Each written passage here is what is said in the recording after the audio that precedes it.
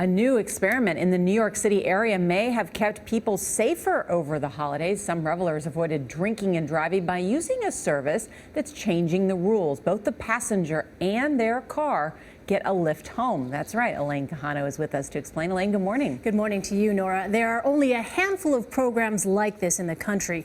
Here in New York, the initiative was launched shortly before Christmas. Since then, more than 1,800 people have taken advantage of it, almost 500 on New Year's Eve alone. Give me one second, please. This Manhattan car service received so many calls on New Year's Eve, the dispatcher had trouble keeping up. I'm sorry, I don't have anybody at the moment. No cars available. Some callers needed two drivers, one to take them home and another to drive their car, because they were too drunk to do it themselves.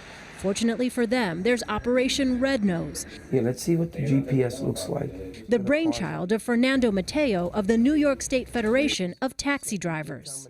The biggest fear that people have, and this is quote from them, is leaving their car behind because they don't know if they're going to find it the next day. That is why they get into that car and drive away. Last year, there were 8,633 alcohol-related crashes in New York State, resulting in 358 deaths and over 6,000 injuries. We have no doubt in our minds that lives have been saved this Christmas week, this Christmas season, because of Operation Red Nose. This man and his Jeep needed to get back to Yonkers, New York. It's going to take you home, and I'm going to take your car. Let's see if I can park my car in your space. Sure. Thank you.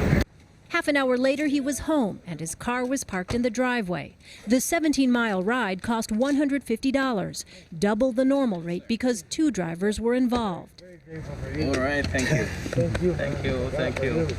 Mateo says the service typically costs about $50, a small price to pay for safety and peace of mind. It's very cheap. It's very inexpensive when you consider all of the money that you can save and the aggravation if you get stopped and you go to jail.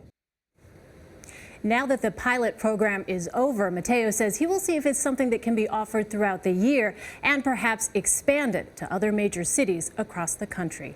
Nora, Anthony, Gail. All right. Thank you, Elaine. I think Mr. Mateo is on to something. See the one guy that gets out of the car. Thank you so much. I'm not sure I would have wanted the hug, but that's all right. No, I think it's a really good idea because people are going to drink New Year's Eve.